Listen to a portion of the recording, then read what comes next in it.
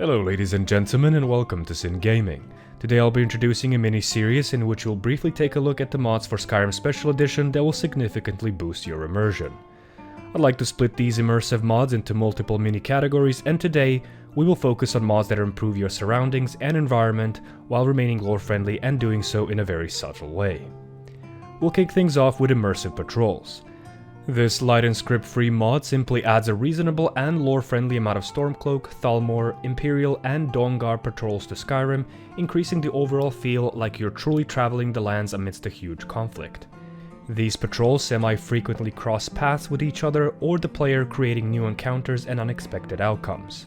The mod also includes small Civil War battles and some non-Khajiit caravans who travel freely between major cities, enabling the player to trade items after a long night of delving through the dangerous crypts.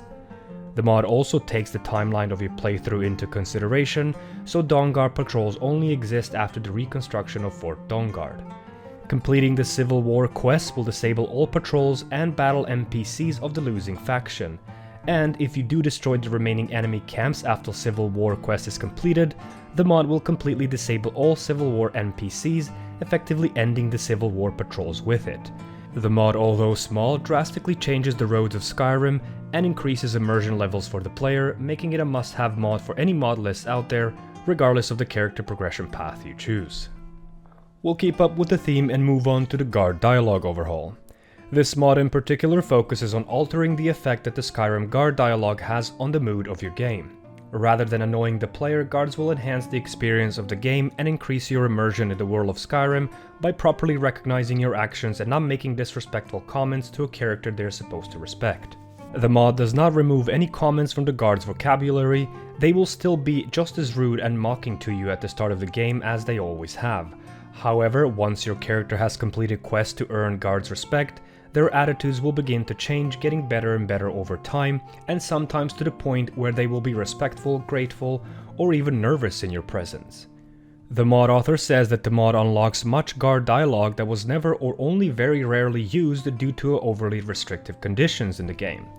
This means that there will be much more variety in what the guards will say, and also with this, it is quite possible that you will hear the lines and comments that you've never heard before using this mod. GDO adds dialogue options for your character to use once you're respected if the guards berate you for shouting or dropping weapons, and prevents the guards from getting stuck in a "what is it" loop. Overall, as the previous mod, a minor change with a huge impact to your immersion through the deserved recognition for your accomplishments throughout Skyrim. Moving on to Man Those Borders. The idea for this mod is to simply add borders between Skyrim provinces.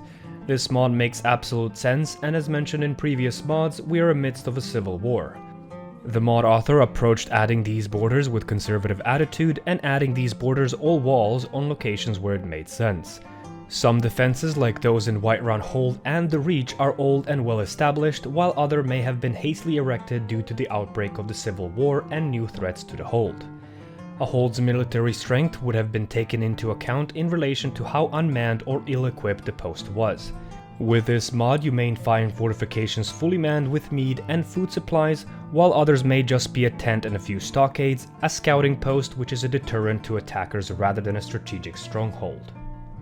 Some borders would have been left unguarded altogether if the holds were considered allies or had enough resources nearby in towns to defend themselves.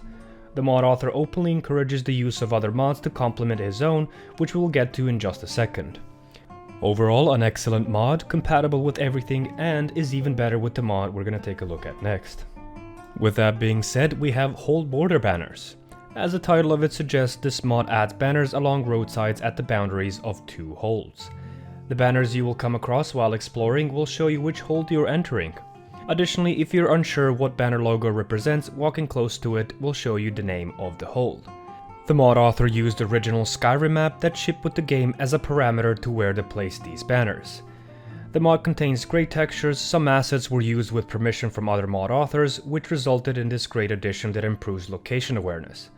Not much else to say about this mod. It's simple, it works, it's very light, and absolutely deserves a place in your mod list.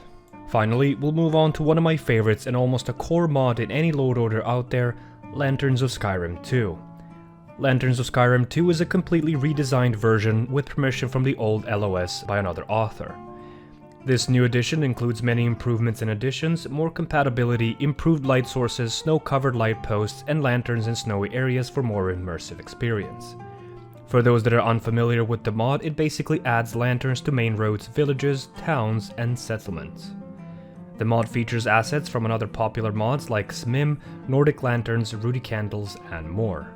Lanters of Skyrim offers plenty of improvements, such as every lantern being ENB light compatible, all lanterns moved by the wind by default, snow-covered lanterns and light posts in snowy regions, specific light posts and lanterns for each region, huge variety of lanterns for cities and settlements, flying insects around lanterns, dynamic light that reacts to sunlight, faction banners on light posts at the borders of every region, improved light sources, replaced candles with improved models, and more.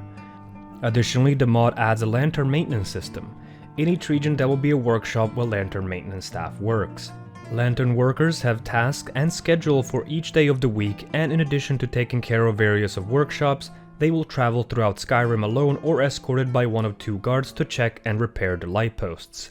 Finally, the mod adds a complete exterior lighting add-on, the perfect companion for Lanters of Skyrim II. It adds many shadow casting lights where it's possible without causing light flickering issues. This characteristic greatly increases the visual appearance of outdoor environments, especially during the night. With that, we'll be wrapping up this video, but not closing the series. There are plenty of other mods that improve immersion aspect of the game, and doing so through UI, improved survival aspect, customization, and more. I do plan to cover a lot of these in my future content, so make sure to stick around. Finally, for those that made it up to this point of the video, I want to briefly thank you for 100 subscribers. Your support is greatly appreciated. Do keep in mind that I will be uploading another video very soon as a part of a mini celebration for reaching this tiny, but to me, a great goal. Thank you so much for watching, and I'll see you next time.